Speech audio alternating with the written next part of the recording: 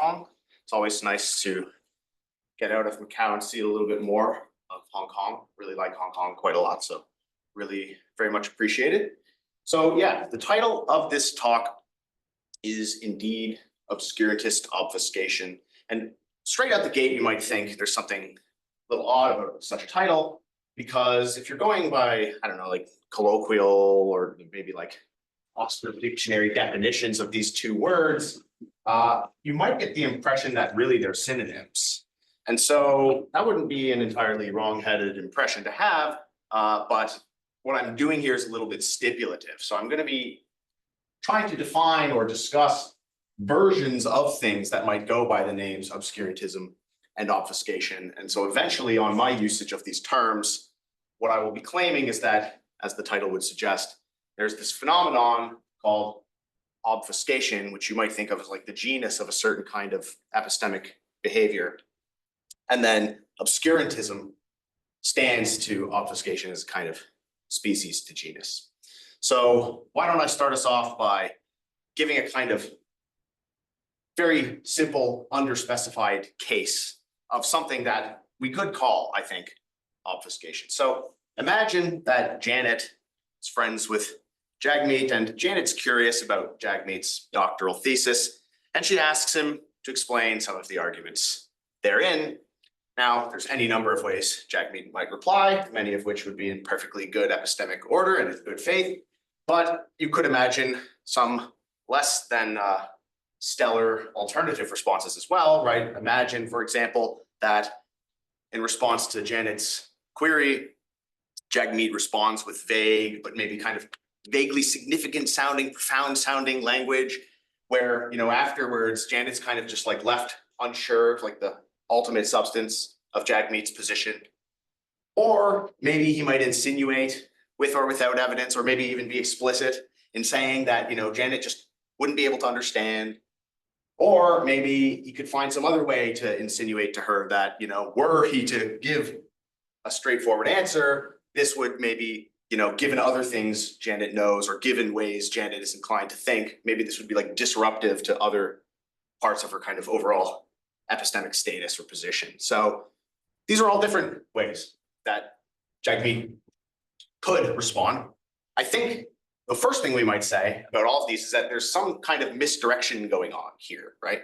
At least to the extent that Jagmeet might be understood as engaging in sort of an attempt to save epistemic screen share space, as it were. Oh, sure, screen share. Yeah, that would be good. Yes, there are slides for those on the Zoom call. Oh, that's quite all right. Good to catch it early.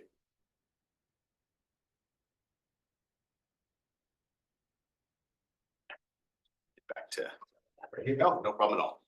So, right, as I was saying, I think one thing we might, oh yeah, I got this. I could just do the swap here. One thing we might say about Jagmeet's behavior here is he's kind of trying to misdirect, but not just misdirect for its own sake, but rather misdirect Janet in order to kind of save epistemic face in some way, to maybe, you know, not have it exposed that he doesn't really know what he's talking about. And not only not have it exposed that he doesn't really know what he's talking about, but also simultaneously appear as though he does, right? So there's this kind of dual function perhaps being served by these kinds of behaviors.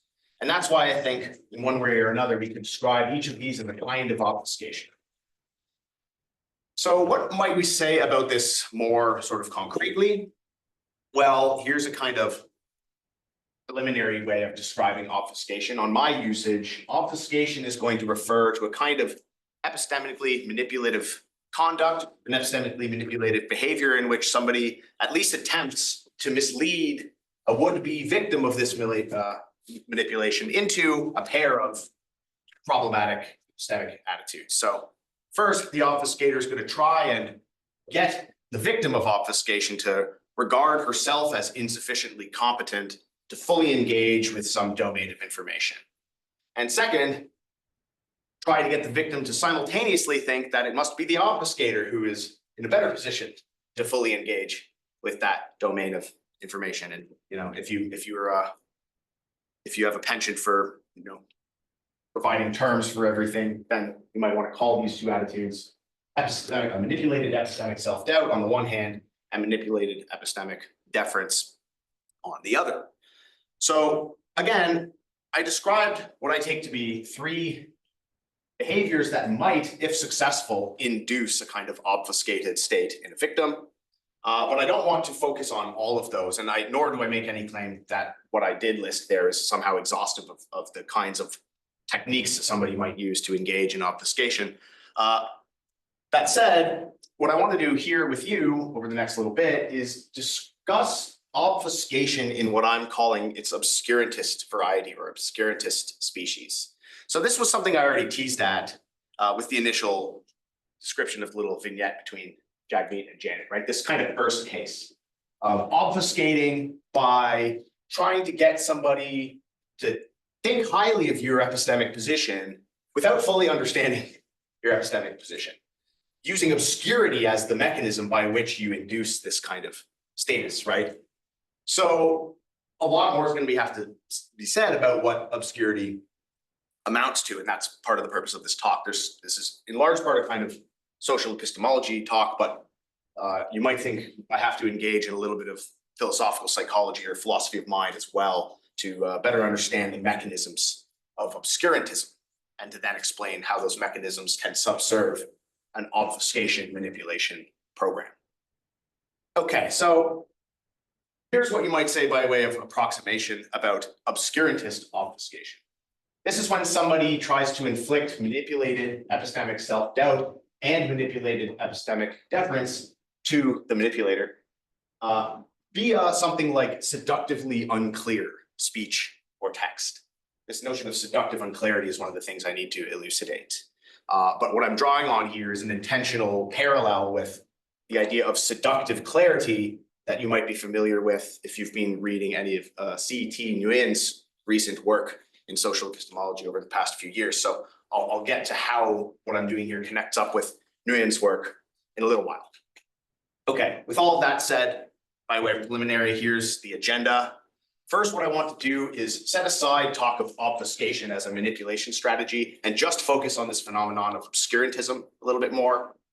And then give a kind of provisional analysis of obscurantism. I should say, I'm under no pretense of extensional adequacy in my use of this term. There are probably things you could call obscurantism that are just not going to be what I'm focusing on by the time I hone in on the specific sort of thing that I'm interested in. And then I'm going to try and give a more rich analysis of obscurantism by focusing not just on obscurantism as a type of activity, but focusing on the mechanism by which that activity is performed, namely the sort of weaponized use, say, of seductively unclear content, which I'm going to claim can, at least in some of its iterations, be a kind of nonsense. So that will be a big part of what I'm up to. And then I'll come back around to this idea of obscurantist obfuscation, try to give one of those fancier formal analytic definitions of the phenomenon. And I guess time permitting, I sort of wonder how much I'll be able to do here. Time permitting, I'm going to try and talk about how obscurantist obfuscation is especially pernicious as an epistemic manipulation strategy when it is used as a prong in a kind of wider epistemic manipulation campaign. So what I hope to maybe have at least a few minutes to discuss, or maybe you can just invite me to explain it in the Q&A. That's one way to cheat with the length of the talk, right? I might be able to talk about how it seems to me like there are contexts, maybe like cult contexts as a good kind of paradigmatic example, where manipulators, epistemic manipulators, are kind of using a mixture of seductively clear ideas and seductively unclear ideas to sort of police and manage their victims' sort of epistemic statuses. Okay, that's the agenda. Let's get into this first part. So when you read about obscurantism, there is actually a kind of analytic literature on this. Theoria, that journal, seems to have a near monopoly on this. There's a lot of papers in Theoria about obscurantism, many of which are very good. So it's been a pleasure to be reading through that literature. One thing you find there is a discussion about whether we should consider obscurantism to be a kind of bullshit. And I mean bullshit in that kind of Frankfurtian technical sense, right? There's Harry Frankfurt's by now, much discussed book on bullshit. And one thing that Frankfurt gets up to is tries to explain that bullshit as a kind of phenomenon is different from just sort of straightforward lying, right? Straightforward liar very much cares that you believe exactly what it is that they're saying. The bullshitter has a sort of more indifferent attitude toward the truth or falsehood, really, of what they say. So that's like a very crude way of carving out Frankfurt's distinction. And you might think that obscurantism is bullshit in a similar way, right? And indeed, in the literature, you do find references to obscurantist bullshit or obscurantist bullshitters. The idea being that the obscurantist, somebody who sort of says a bunch of seductively kind of intriguing but unclear seeming things, is just a bullshitter in the sense that they're peddling seductively unclear thoughts without really caring about what it is they're saying. But I don't really think we should be so eager to identify everything that you would call obscurantism with obscurantist bullshit. There's one reason for caution here, which is that it seems like when you study obscurantism and people who've been accused of being obscurantists, you get the sense that in many cases, these people really do actually care quite a bit about how you interpret them, right? They want you to be sort of dazzled by them, whereas the bullshitter is maybe more indifferent to how you end up treating them. So that's one reason to maybe try and keep these things apart. But again, I'm not really interested in sort of saying there's this one thing we can call obscurantism. You must agree with me that it is or is not a form of bullshit. That's an interesting kind of taxonomical conversation, but it's not something that I'm going to really try and settle here. So I figured I'd just begin with that. Okay. Now I'm going to give you some descriptions of obscurantism, not all of which actually use the term obscurantism, but which nevertheless I think we could fruitfully label as such. Some of these are going to be controversial because, as I'm sure you know, philosophers sometimes like to accuse each other of being obscurantists. Usually these are accusations levied or leveled by like the analytics against the continentals, if you believe in such a distinction between schools.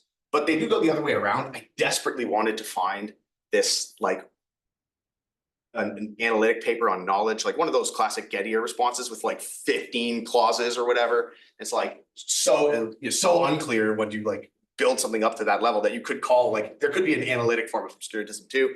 But the examples I'm going to share with you are usually sort of accusations of obscurantism against so-called continental thinkers. I'm going to be myself agnostic or even a bit skeptical about whether the accusations are accurate, but at any rate, I think the descriptions of the accusation are still grist for my mill. So first, without targeting anybody in particular, although the paper ends up discussing Lacan at length, who is somebody I've never really read seriously, so what do I know? But here's a description of obscurantism that comes from Bukins and Bowdry in a 2014 paper. They say, obscurantism works by seducing readers into seeking hidden truths in a text, and thereby binding them to pronouncements, by getting them engaged in an endless hermeneutical struggle to understand the deeper meanings conveyed by the obscurantist. So not a very nice thing to say about somebody, but what I want to draw our attention to are a couple of features of what this description is trying to accomplish. So on the one hand, this suggests a description of obscurantism as a kind of activity. It's the activity of trying to seduce an interpreter into a form of hermeneutical engagement with what one is saying. And indeed, a kind of endless one if it's successful, so these authors say. But there's no analysis here of what exactly it is that is so seductive.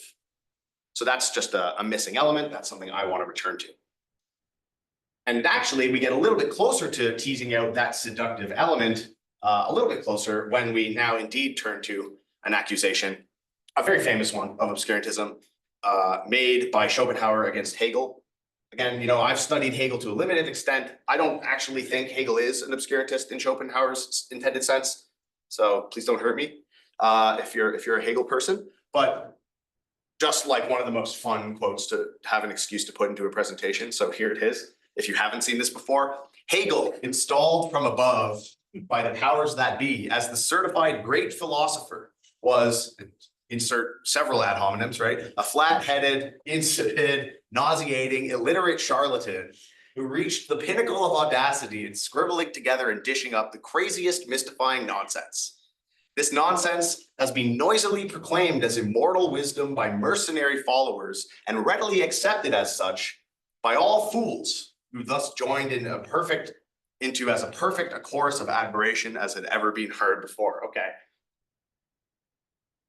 Pretty extreme, right? I think we can agree with that. But again, accuracy of the accusation against Hegel aside, I think this passage provides tools for teasing out an account of what obscurantism is. Again, whether or not we can say that Hegel was himself an obscurantist.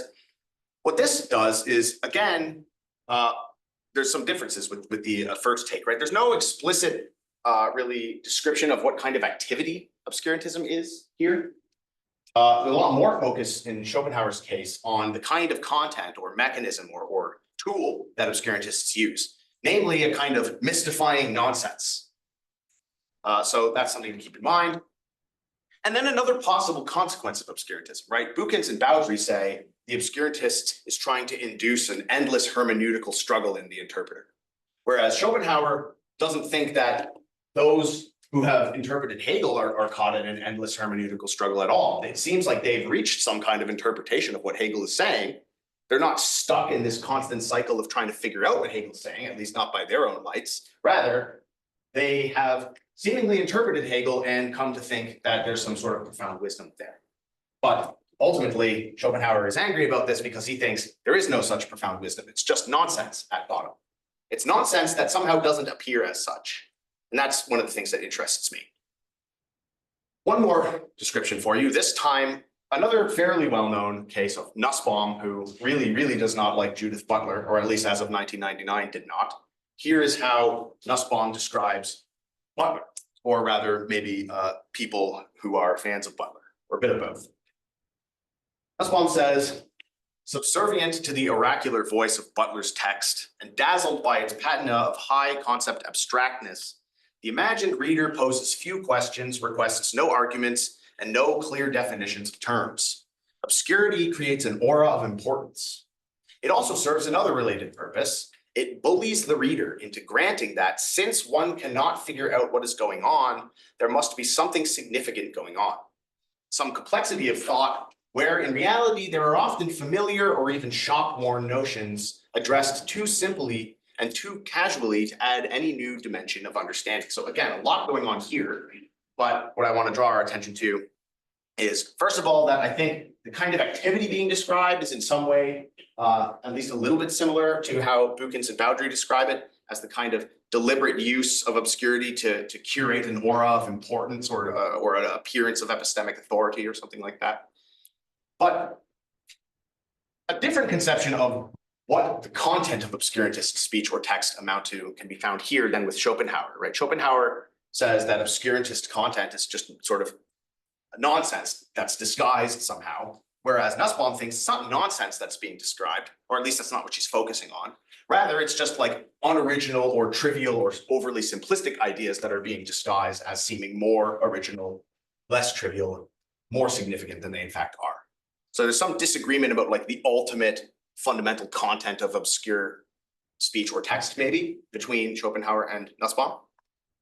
And then finally, yet another description of a different consequence that might come from obscurantism, right?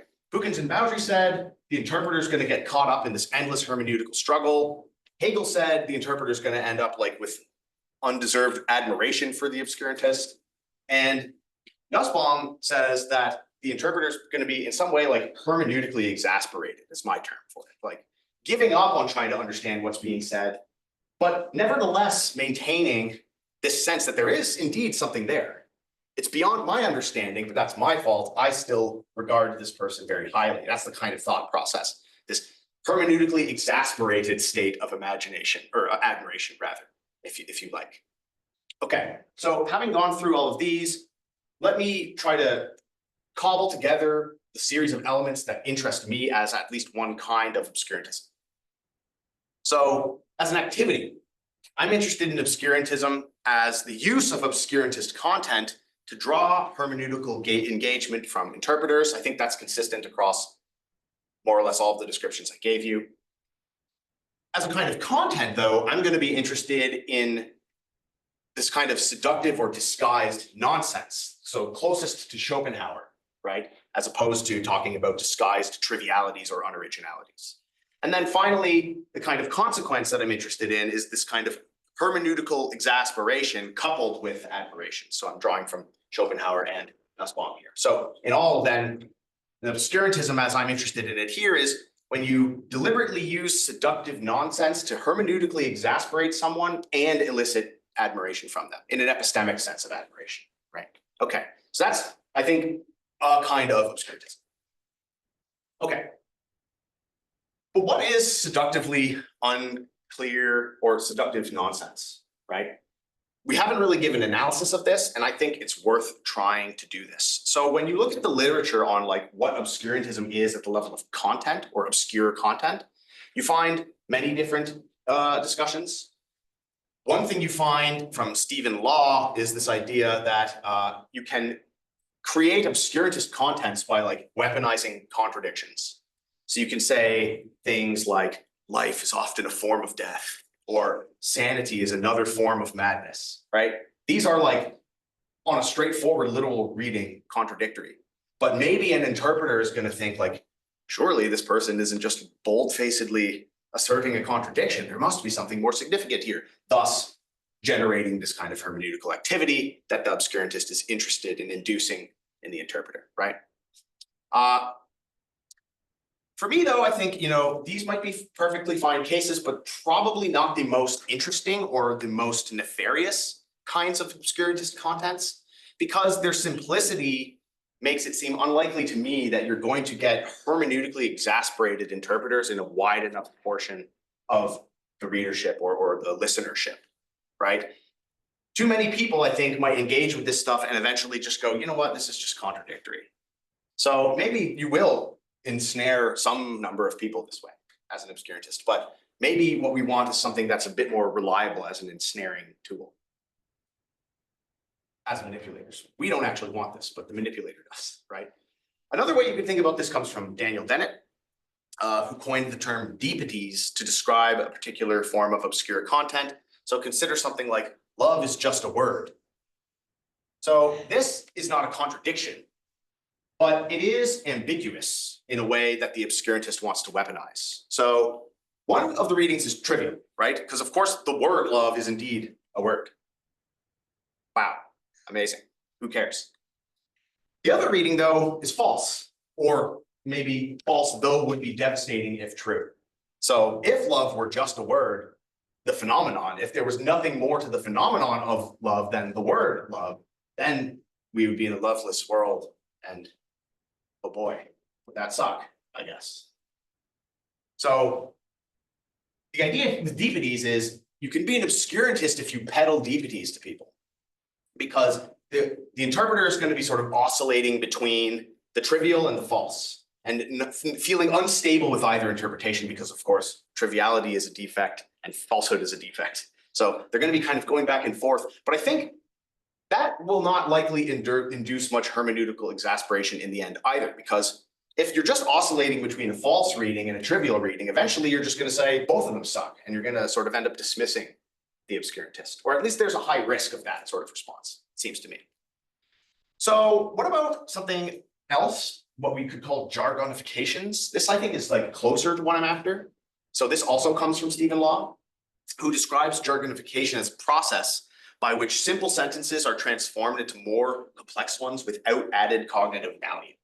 So consider something like a simple sentence, not jargonified: happy people make other people happy. Now consider positive attitudinal orientations have high transferability. So this might be the sort of thing that Nussbaum's accusing Butler of peddling, right?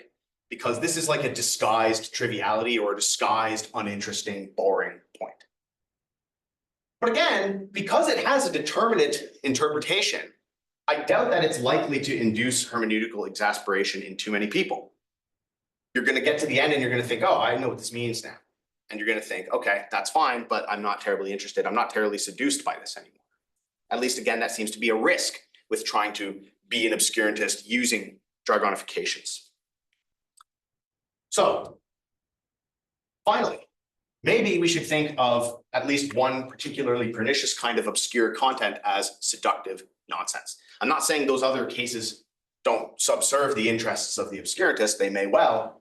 It's just that I don't think those are going to be the most pernicious, because they're not the most likely, in my view, to induce hermeneutical exasperation coupled with the kind of admiration that we also think is going to be important for the manipulator to achieve. Okay, so one thing to say is that the idea of jargonification is useful.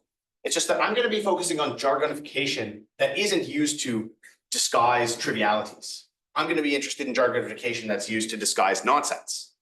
So we need to talk a little bit about nonsense. And to do this, I thought it would be too controversial to use a philosopher as an example, although I will actually end up bringing in somebody else's accusation of nonsense against a philosopher later, not the Schopenhauer example.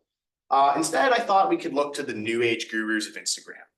So here is a pair of people who I think have like recently gone off the grid because their like cult scam was exposed.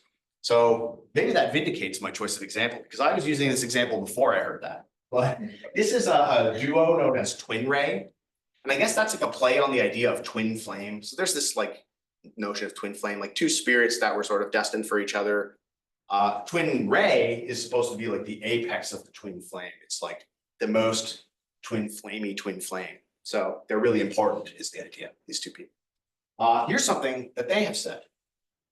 Harmony time is a powerful transmission of a whole new brainwave state.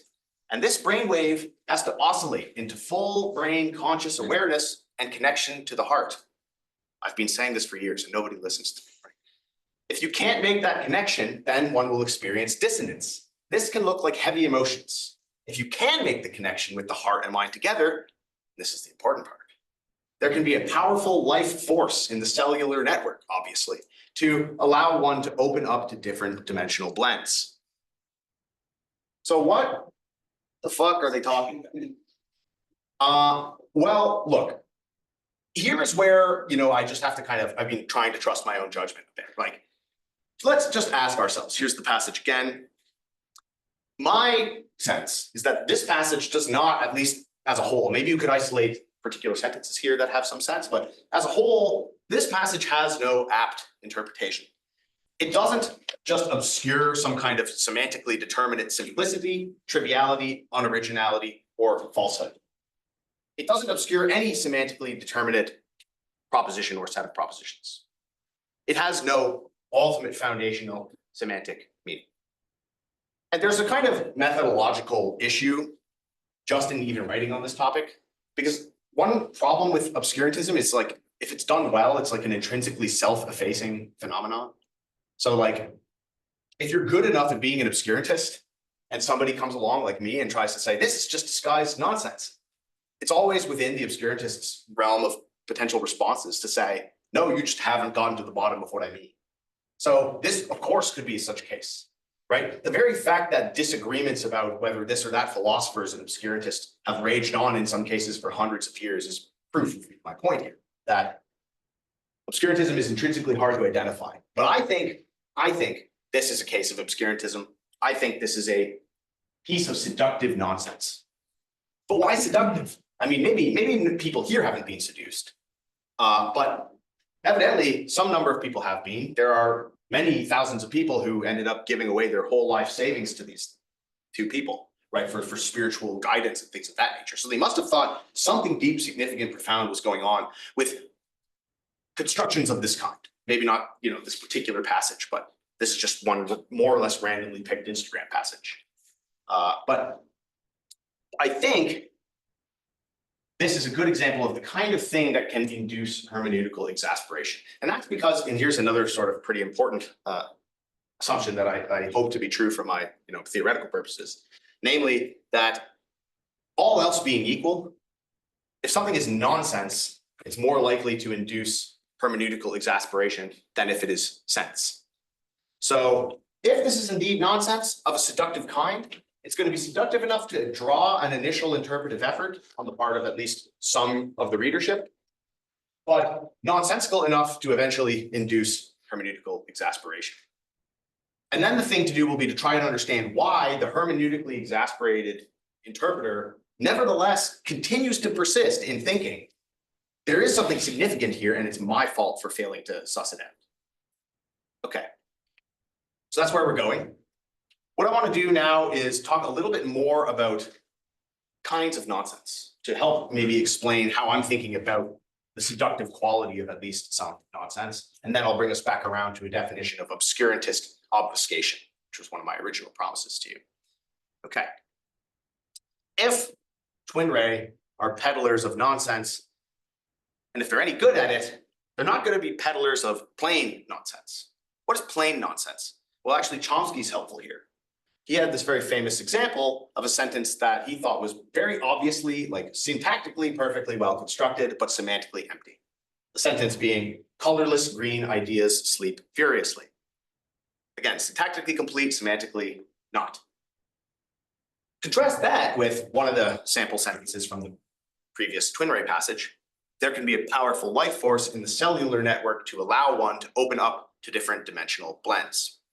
So it seems to me nobody's under any illusion about the Chomsky case, right? Chomsky himself put the example forward precisely because he's like, this is obviously nonsense, but our intuitions about syntax are what he's trying to pump by presenting this sort of sentence to his readership. On the other hand, there are people who read twin ray and they think there is some actual semantic content here, and they keep trying to figure it out, or at least they try to figure it out up until the point of hermeneutical exasperation. So why is there a difference? If nonsense is just nonsense, why would there be a significant difference in the kind of hermeneutical efforts that the second sentence might induce, but not the first? So that's the question, right? And here is my kind of initial armchair attempt at an answer. One of the important mechanisms of seductive nonsense is associative richness. So you have, again, the example, colorless green ideas sleep furiously, and then the twin ray sentence again. And my proposal is that both are nonsense because both are, as I put it, propositionally or inferentially impoverished. They lack propositional structure, content, and in virtue of this, they also lack the kind of content that could be figuring into inferences. That inference being one of the most paradigmatic, cognitively significant activities that we undergo. But two, twin ray case is nevertheless seductive because it's associatively rich. What do I mean by this? Well, I take it that in a passage like this, it's liable to trigger quite a bit of associative cognition because there are certain concept clusters that are being instantiated in it. This is a technical term that I'm just making up. I take it that the twin ray passage is replete with at least two, maybe just one really big, domain proximal concept cluster. This is a cluster of concepts that we are primed to think of as being related within the similar domains. So, you know, maybe like new age metaphysics, you might expect to encounter concepts like harmony, heart, consciousness, dimensional blends, life, mind, right? All of these concepts we typically might expect to encounter in certain kinds of discussions or domains of discourse, like the kind of spiritual, new agey discourse that these people partake in. And so there's an immediate thought on the part of an interpreter, or maybe like a sort of sub-personal heuristic that's being triggered, which is something like, when you encounter a domain proximal concept cluster, you should expect there to not only be associations between the concepts, but actual propositional and inferential structure. This is the explanation that we might most readily come to for why you're encountering a proximal cluster of concepts as opposed to a distal one, right? With colorless green ideas sleep furiously, the various concepts tokened in that sentence are not domain proximal. They're not the kinds of things that we normally expect to be discussing in the context of a determinate body of discourse. Sleep, green, those are not things that we ordinarily discuss together. Harmony, heart, depending on the kind of metaphysics or new age spirituality to which you may be privy, you would expect to encounter those concepts together. So seductive nonsense, or the peddlers of seductive nonsense, play on a certain heuristic. A heuristical expectation that domain proximal content or concept clusters are not just concept clusters, but are actually structured propositionally or inferentially when somebody tokens them in a speech act or in a text. So this can help us to explain why, even if you end up being hermeneutically exasperated once trying to interpret this, you might still persist in your sense that there is some semantic significance. Because it seems to me that even if I fail to understand what the hell is being said here, I'm still triggering the heuristic subconsciously perhaps to expect some kind of semantic significance, because my recognition of the domain proximal concepts never goes away. It's just that I never resolve the semantic interpretation of that cluster. And yet I continue to think there must be some kind of semantic significance here, because otherwise, why would this cluster of concepts be so close? So that's kind of my first way of thinking about this. I do think that what I'm saying is like fairly close to what Dan Sperber has described as semi-propositionality. So he says, many of our utterances do not match sentences, but semi-grammatical strings. Similarly, many of our thoughts are what we might call semi-propositional. They approximate but do not achieve propositionality. The function of a conceptual representation is to identify one and only one proposition. However, it may fail to do so by being conceptually incomplete, i.e., by containing elements the conceptual content of which is not fully specified, in which case its function is not entirely fulfilled. So I think that is like pretty close to what I'm talking about when I identify like a domain proximal concept cluster and say that that's the kind of thing that's being weaponized by an obscurantist. But maybe there's like a certain difference, or maybe just a difference of emphasis, which is that Sperber is identifying semi-propositionality at the level of conceptual incompleteness, whereas I've been proceeding on the assumption that maybe there are determinate concepts in what Twin Ray is saying, the heart, the mind, life, whatever. At least some of, maybe many of the concepts in that passage might be perfectly ordinary, determinate, familiar concepts. It's just the organization that's incomplete. So I'm identifying the incompleteness at the level of propositional or inferential structure, whereas Sperber is identifying incompleteness at the level of individual concepts. In fact, though, it seems to me that Sperber's notion of semi-propositionality is important because it forces me to complicate my analysis of seductive nonsense. Because it actually seems to me that there could be cases of seductive nonsense where it is not just propositionally and inferentially indeterminate what's being said, but it's even indeterminate what concepts are actually being tokened at all. So again, all the normal caveats apply. This is Felix Guattari. I've never studied this person, but there are people who think that there's a kind of emptiness to what Guattari is saying, at least in certain places. So I use this example just because it has been used for this purpose. You can draw your own conclusions about whether it's an apt example. At any rate, we'll at least be able to hone in on what I'm talking about when I talk about conceptual incompleteness by engaging with this passage. So here is Felix Guattari in a rare context writing alone, because I think he almost always co-authored with Deleuze. But at any rate, here's an individual passage from him.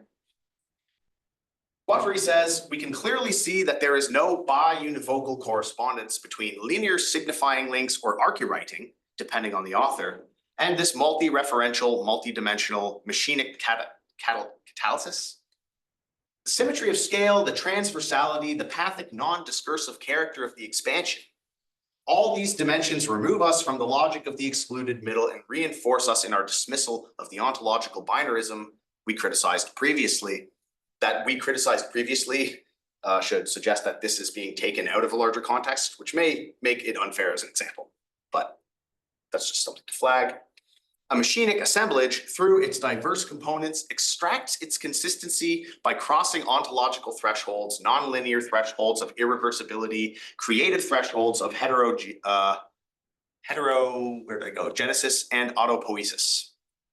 Okay, so can we analyze this as seductive nonsense? Maybe. Certain people have said that it is.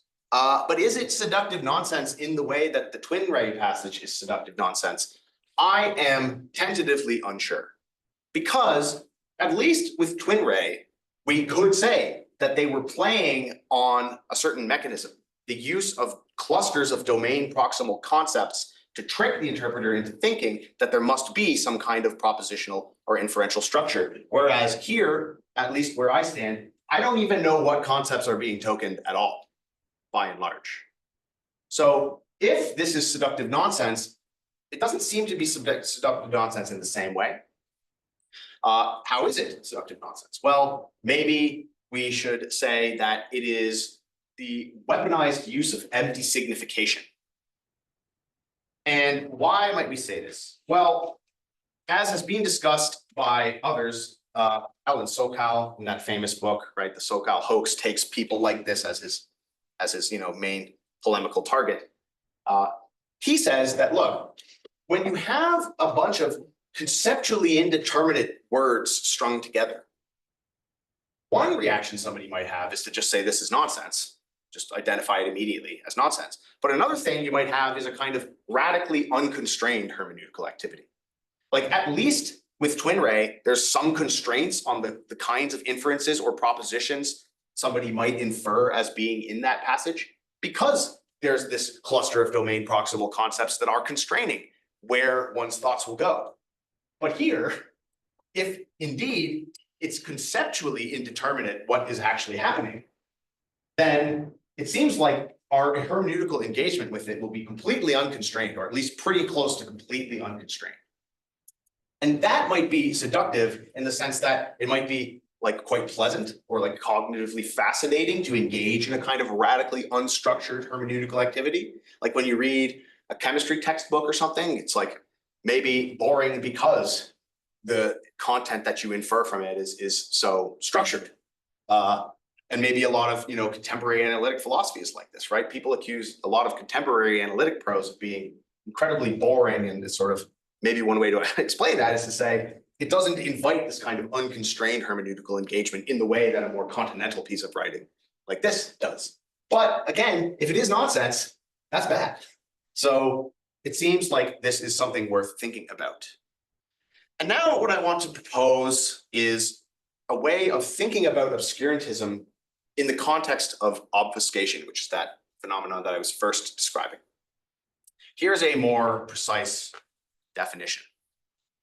Obscurantist obfuscation, I say, is what occurs when a manipulator uses associatively rich, yet inferentially or propositionally impoverished contents or empty signifiers in order to draw hermeneutical engagement from interpreters with an aim to subsequently inducing exasperation in those interpreters, but maintaining high epistemic regard from them.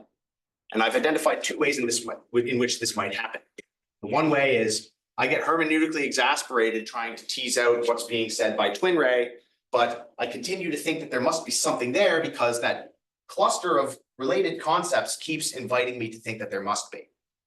And then with the anti-signification case, maybe I get hermeneutically exasperated, but I continue to persist in thinking that there must be something there, maybe because of like the pleasantness or like the seductiveness just of the unconstrained hermeneutical activity itself. I'm really less sure about what to say about that second case, but it seems to me like both could be cases. So this is a kind of epistemic manipulation, I take it. And if I'm right about that, we've identified something that is worth protecting ourselves against in whatever ways we might. But let me try to, just by way of conclusion here, motivate the maybe practical upshots of this discussion a little bit. I think I have time, right? I got a few more minutes. Okay, like 5-ish? Sure. Okay, that was a tentative sounding sure, but okay, I'll try to go for less than 5. I think I can do it. So let me take a quick detour here.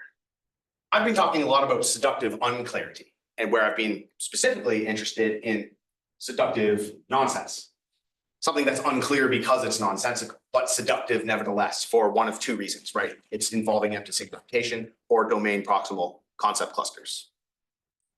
But there are some discussions from a few years back about sort of inverse phenomenon, you might say, which is seductive clarity. So this is like one of my favorite papers from the last while.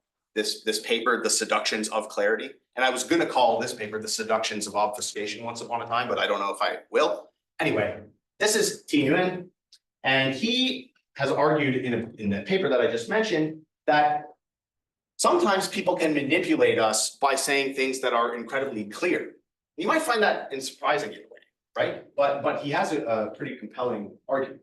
So the first thing he points out is we sometimes, or frankly often, rely on clarity heuristics. So what might those be? Well, whenever you have like a eureka moment, that's like a rich cognitive phenomenological episode where you feel as though you've stumbled upon something incredibly clear. And what happens then? Do you like persist in your inquiry? No, usually that eureka moment is an invitation for you to terminate your inquiry. You go, aha, I got it, and the matter is settled for you, at least for now. Then there's the sort of ongoing feeling of cognitive fluidity or felicity you might feel, not with a particular belief about which you have this eureka moment, but a belief forming process. So you might find that like a certain way of forming beliefs is really easy to use. And that might feel good, phenomenologically, cognitively speaking. And you might take that as a signal that the belief forming process is also a good one to use, a reliable one. And these heuristics are not necessarily bad, but like any heuristics, they're exploitable. People could, in theory, try to induce certain beliefs or belief forming processes in you by maximizing for experiences of cognitive clarity at the expense of truth. In much the same way, and this is one of Nguyen's analogies, in much the same way that fast food purveyors maximize for taste and deliciousness, but not nutrition. So hopefully that analogy is instructive, but this is about seductive clarity. What about seductive unclarity? Well, here's an issue for trying to manipulate somebody into beliefs via seductive clarity. Imagine that you're trying to get somebody to become a kind of conspiracy theorist or something. And so you try to sort of induce a certain belief in them. The belief that the deep state cabal is controlling world events. And I literally just typed deep state cabal into Google and I found a book by obviously pseudonymous author, really graceful. There's like skulls here. It's got all the like normal cliches and tropes of like this kind of like deep state conspiracy theory literature, right? I'm sure this book is like some like person from Ohio, like finding out that like Clinton is a lizard or something like that. I didn't read the book. I don't know, whatever. You get my point, right? But look, there's a reason why beliefs like this can be sticky, because they can feel really easy to use. So like, imagine I notice in the news that like two countries are at war, or rather that like there's pending talk of war like on the horizon. And I think, oh, that's the deep state cabal trying to like make the respective populations of those countries afraid and to make them docile. And then imagine that the war actually starts. Well, that's not very docile at all. So then I revise my belief. I go, oh, that's the deep state cabal. What they were deliberately riling up those populations so that they could get new arms deals and fatten their pockets. And then the war stops like a day later. And they go, oh, you know what? This was all just misdirection so that people like me wouldn't realize what their real agenda was. In all of those cases, I've revised my beliefs about the facts on the ground, but I've maintained this like conspiracy theoretic belief. And that's because this kind of belief is compatible with almost like any empirical description of what's happening. And that makes it really easy to use. And that makes it really seductive and hard to give up. It affords me a kind of clarity, or at least a feeling of clarity in how I manage my perception of world events. But notice that if you are a manipulator trying to induce these kinds of beliefs into somebody, you can't be too surprised if that person ends up feeling like they're so good at managing these new conspiracy theoretic beliefs that they become really epistemically brave and start like prying and pouring into subject matters that they wouldn't have pried into before. If you're really trying to manipulate and like have a stranglehold over this person's beliefs, you can't make them too brave, because the more epistemically brave they are, the more likely they are to find new pieces of information that will potentially disrupt the beliefs that you worked so hard to manipulate in. So you need some way of like policing the boundaries of this person's epistemic activity. And this is why I think seductive unclarity plays a role in epistemic manipulation, even when seductive clarity does. That might seem contradictory, but I think really they're serving different purposes. I describe this as a kind of insidious pincer of epistemic manipulation. So the thought would be something like this. You use seductively clear thoughts or belief forming processes to lure somebody into a belief system or a belief forming process. And then you use obfuscation to police the boundaries once they've been lured in, right? So I'm going to give you enough clear seeming beliefs or belief forming processes for you to feel like you've had some real insight. Those are the things that I deliberately tried to induce in you.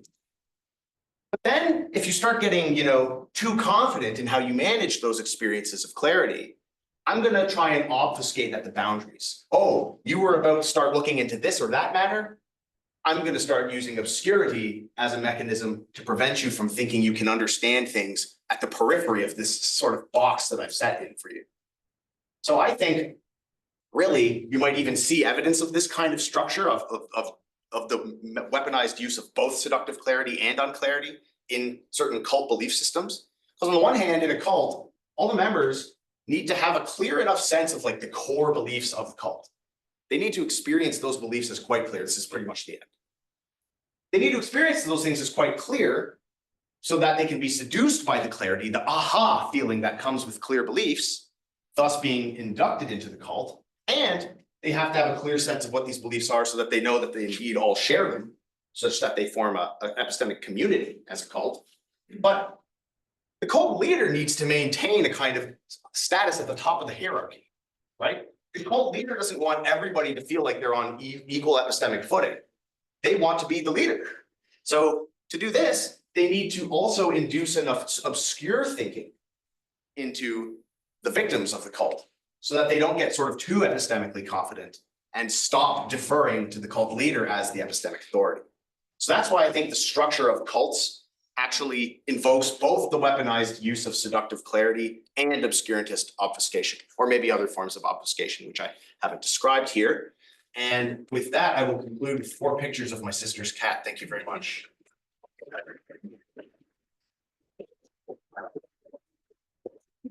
Okay, raise your hand. Perfect. Thank you very much for the talk. Raise your hand if you have questions. If you're on Zoom. I'm going to get my notebook because I'm guilty generally of not writing questions down and then losing my train of thought. If you're on Zoom, say something in chat if you have a question. Okay, let's start with Adrian. Keep your hands up. Okay, go ahead. Thanks, Ben. This is an awesome talk. This was not obscure. I found this very clear, very informative. Thank you. So I just want to bounce off you one thought here. So I like your examples, really helpful. I just wonder about, for example, so there's a distinction between things that we judge to likely be cases of obscurantist obfuscation. Is that right? Did I get it right? Yeah. There are going to be cases where, like, I like the conspiracy theory example, for instance. Yeah. Now, in that case, you can say the reason that seems like a compelling conspiracy theory in the pejorative sense, because like let's suppose like we think the Federal Reserve is run by Jews or something, completely false nonsense. Of course. So like in a case like this, it's like, well, no, if you just look at the history of the Fed, the way it's structured, it's literally not run by Jews this way. Right. So, but that's a case where it's intersubjectively verifiable. Now, there might be cases, let's say about the future, for instance, where like we can't maybe know how the future is structured in certain way. Someone's like prophesizing in certain way. Sure. Now, depending on one's prior credences that they might assign, one person's judgment about the future in a certain way is going to be like completely implausible versus another person's. And in the act of constructing a prophecy about the future, you can imagine, for instance, someone like having a financial security, like stock prediction or something. Yeah. That's incredibly complex. So what I'm trying to say with this example is that I wonder if some of these cases of obscurantist obfuscation are if they're just like harder cases to judge in which this is occurring versus cases in which it's like clear cut, depending on the degree of like empirical verifiability, so to speak. Does that make sense what I'm trying to get at? Yeah. I don't fully complete thought on that, but that's the basic thought. Yeah, that's a good thought. I mean, if I'm picking up on what you're after, you might think that one mechanism for more successfully engaging in obscurantist obfuscation would be to try and obfuscate concerning beliefs that we just have a harder time empirically verifying. Something kind of, Yeah, because that seems to be Yeah. a case in which, that might be a different. So that might be like a different kind of obfuscation, and I'm actually always happy for more kinds, because that validates my thinking that we can treat this kind of species genus hierarchy that I've been trying to describe. Because it seems to me like with a case like that, it's not necessarily, okay, well, I guess you did build in an obscurity when you said like the empirical predictions look extremely complicated or something like that. so I'm So I was imagining thinking, like I guess I was- conspiracy theories and stocks, Yeah. like AMC movie theater is a publicly Right, of traded course. company. And you Yeah. get these really sophisticated short squeeze hypotheses Yeah. about the future performance of the stock. And they're incredibly complex, these Mhm, conspiracy theories. They're even coming up with terms that are like relatively gerrymandered in. Well, I'm just wondering, like, what you think about a case like this, where it Yeah. exhibits many of the elements you described, Mhm. but it makes it challenging to more clearly delineate whether this is a case of obscurantist obfuscation by the nature of it being underdetermined, well, it's because it's a prediction of the future. Yeah. I've been playing a bit fast and loose here with some elements of the picture. I mean, there's a question, and I think this is part of what's relevant to a response. Like, there's a question of how intentional obscurantist obfuscation has to be. Like, you could just have an intentionalist account that says like it's not obscurantist obfuscation unless the person's trying to do this, right?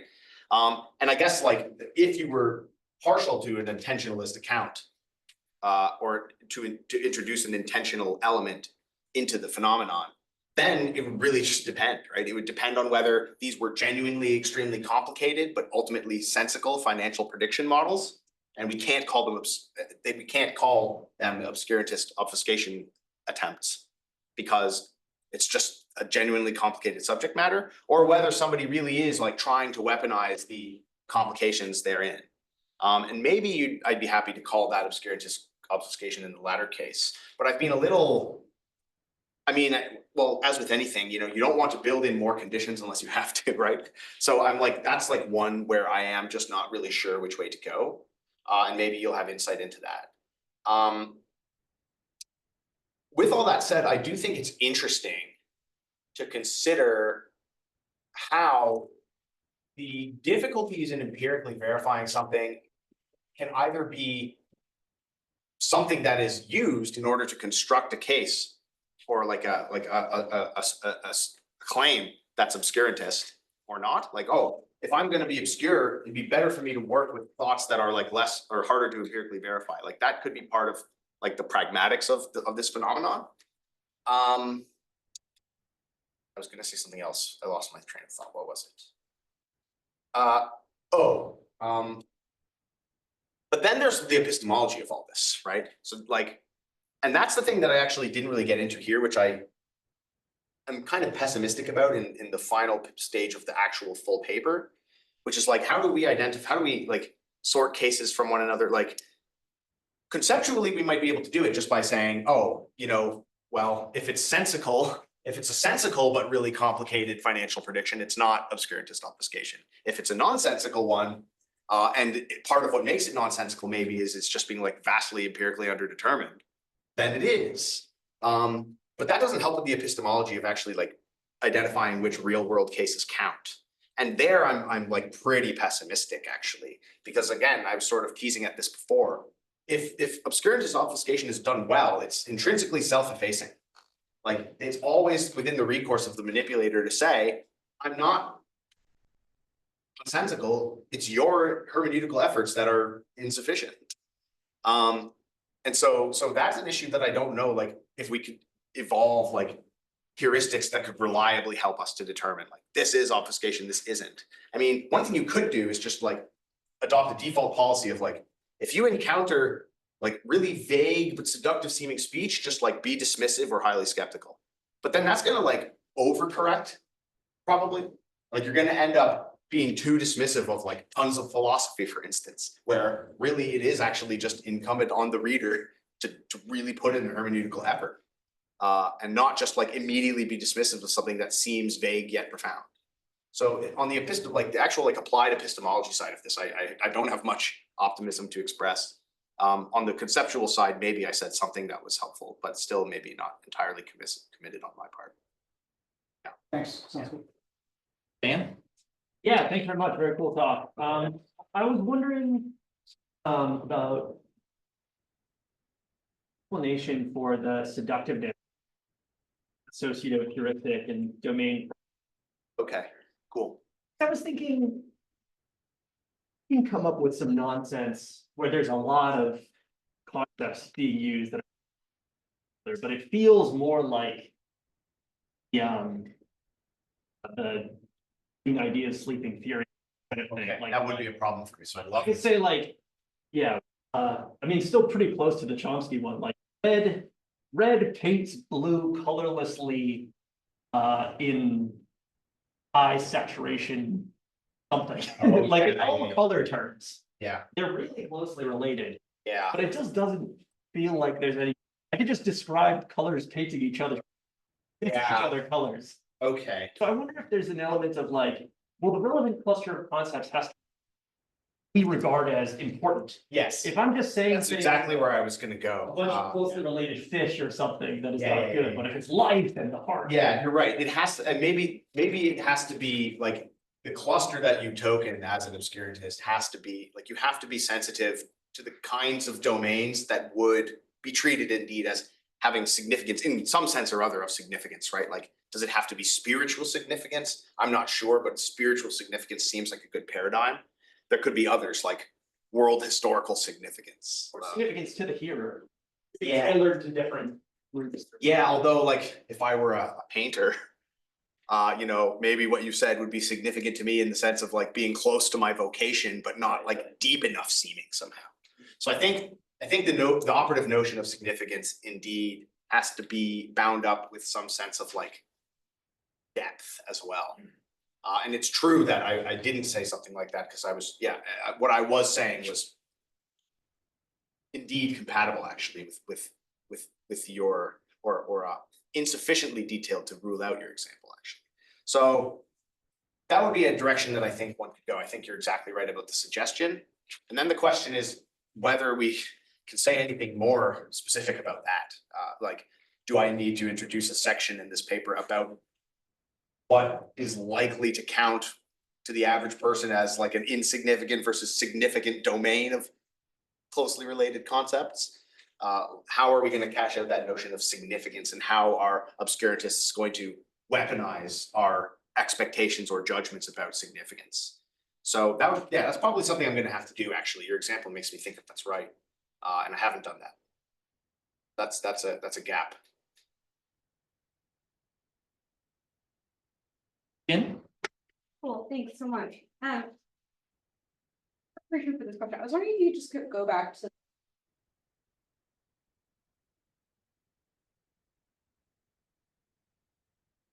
Like more on criteria that. the definition the itself, I association guess. This one, yeah. Mhm.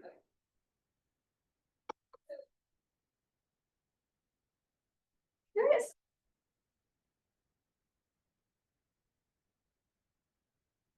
And far too long. And as an undergrad, where I probably would have said it was seductive nonsense or something like that. Yeah. I mean, it's really.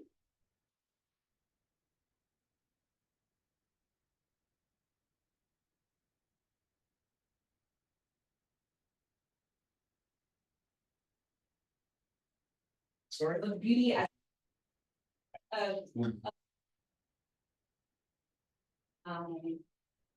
I'm saying beauty's manipulative. Well, that's actually where I was going with Right, this. yeah, yeah. So Sorry, I didn't mean to preempt you. throughout the presentation.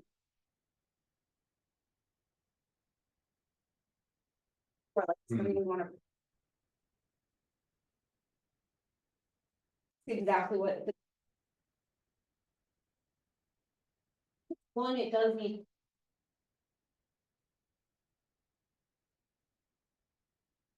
Not all manipulation.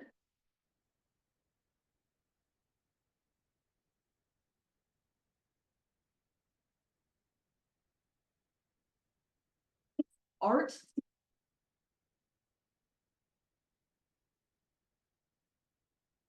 Actually, poetry is the case that Gerald Cohen was harping on in some of his papers on bullshit. And yeah, that scared me, and I set it aside because I didn't know what to do about it. But now I think I've been forced into a corner where I have to think about this more. Yeah. Because I was thinking, well, maybe you just want to apply to I see, activity philosophers do, or we're trying to get up. right, Seems like artistic activity.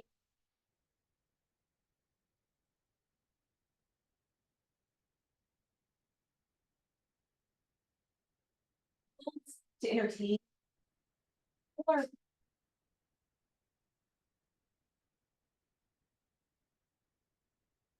okay, good. I was just wondering what you thought of that. Yeah, okay, a few things. So, I mean, one, yes, like maybe at the end of the day, this will be all the more reason to go like intentionalist with this. And to say like that the manipulative intention is part of it, but then that's not an entirely easy response, because like, suppose I like deliberately did all this with the aim of manipulating you, and then from your point of view, it was like, wow, what a like stimulating hermeneutical opportunity I was just given, and like, it doesn't end up like actually having the result that I want.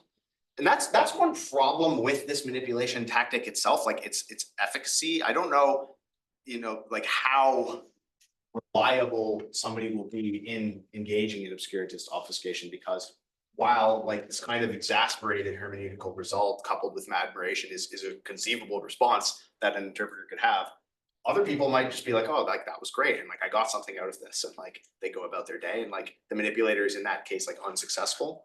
So like you might need to build like a certain kind of success condition into it. You might need to build like an intention into it, but then the intention's not necessarily going to go all the way. I mean, I guess I should say I am interested in like the paradigmatic cases being like declarative speech acts and that kind of stuff. And I had thought this only inchoately like a week ago when I was looking at this draft. One way to go would be to say like, it's a kind of like not an intention, not just an intentionalist account, but like a contextualist one, where like if I put forward a certain passage like in a poetry class, like it's just not gonna be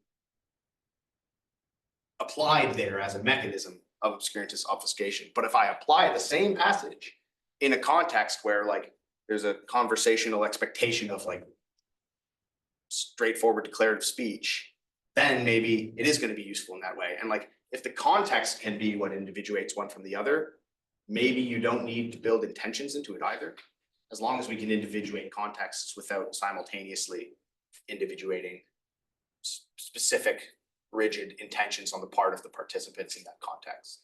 So maybe like that would be a way for me to go, but I don't know if you think that's better. I actually was going to Yeah. suggest.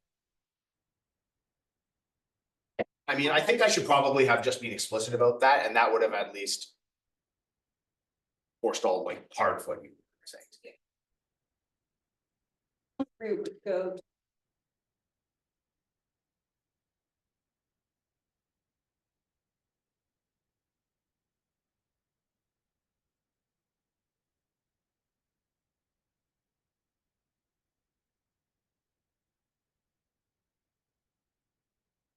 And I think maybe.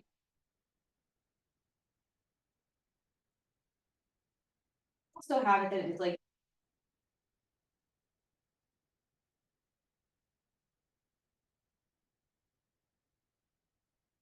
Yeah.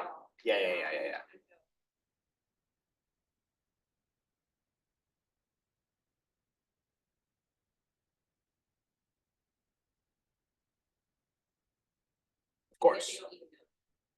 Yeah. That all sounds right. And so, yeah, I mean, these are, again, like some of what you were suggesting has been floating around a little bit, but I think it's probably time for me to explicitly pursue some of those thoughts. Really helpful. Insert myself here. Actually, I think the question very close to.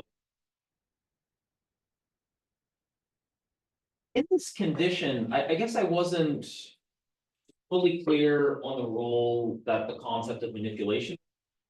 But one way of putting it is maybe like it seems like given this account of obscurantist obfuscation, like one thing you're trying to explain about it is that it seems bad.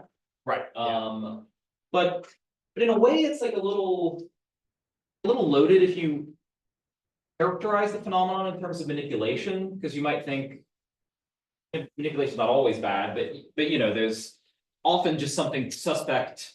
Like I can take a thing that is totally fine for me to do, but if I do it to manipulate someone. Right, yeah. So like, so I worry that by putting manipulation right at the start, Right. we're not really getting at what is bad about obscurantist obfuscation, we're more getting at like, it's bad to manipulate people, and as the Yeah. CT Win thing showed, you can manipulate people by telling them true things and making them, or making them feel clear, I could manipulate someone into doing my bidding by just telling them things in a Yeah. simple, plain spoken way, but Yeah. that doesn't mean saying true things in a simple, plain spoken way is bad. It's bad for me to manipulate them in the way that if it is. So I think it's the misleadingness of what's going on. So that has to be part of why it's manipulative, right? So the hermeneutically exasperated interpreter has been misled into thinking that it's their fault. Really, it's nonsense that they're engaging with. But they've been sort of played, their heuristics to expect something more semantically contentful has been gamed by the speaker. Again, I guess that sounds pretty intentional sounding. So maybe the only way to get away with the language of one person's misleading the other is to again go intentionalist with this. But it's the fact that like the person would not be coming to doubt her own hermeneutical competencies if not for the fact that she was engaging with nonsense without realizing that she was, and having been confronted with that nonsense by somebody else. That's the misleadingness. Yeah.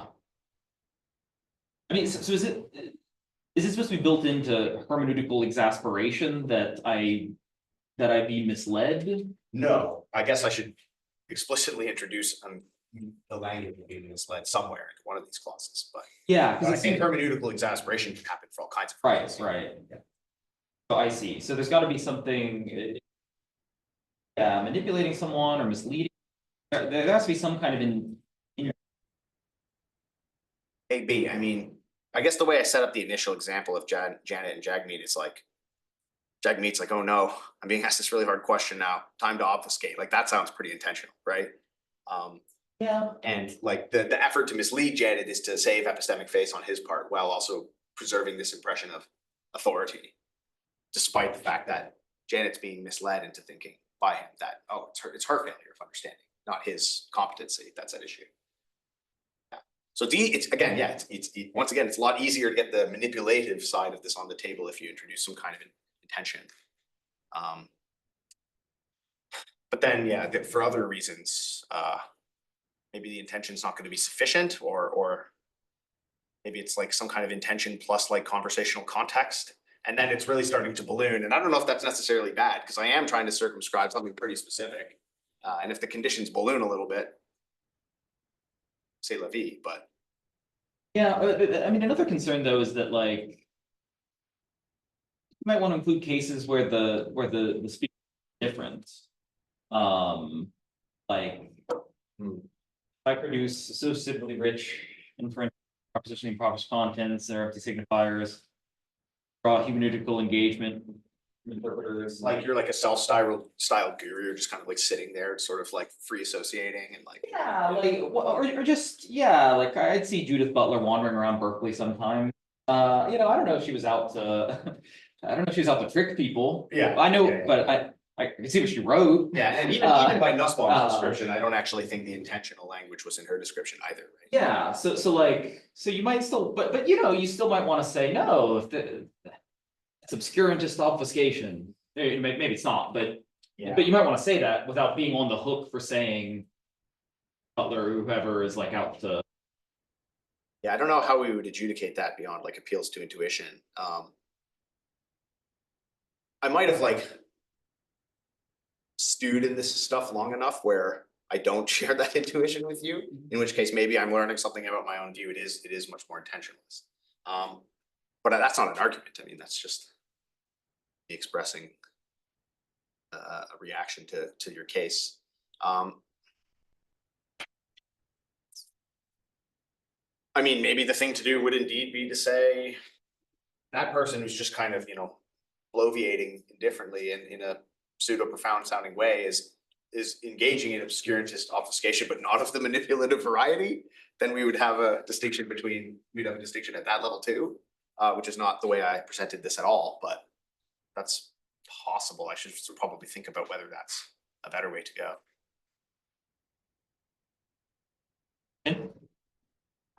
piggybacking off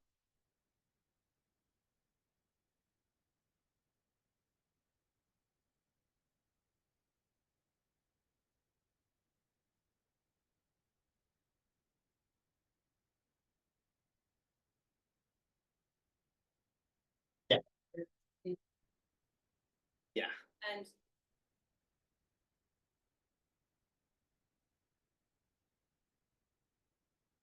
one way of understanding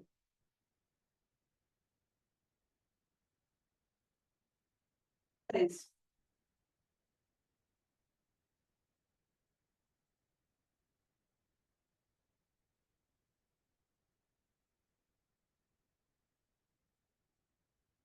I guess that's annoying.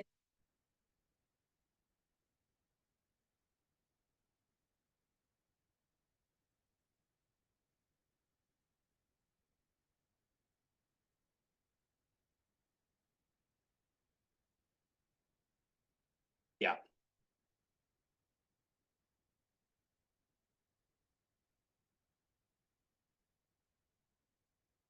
No, that's true. That's true, for sure.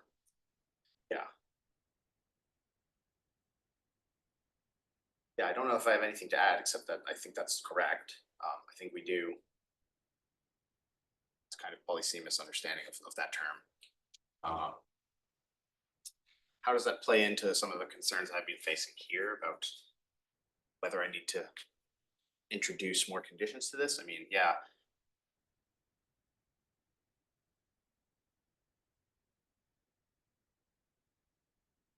Right.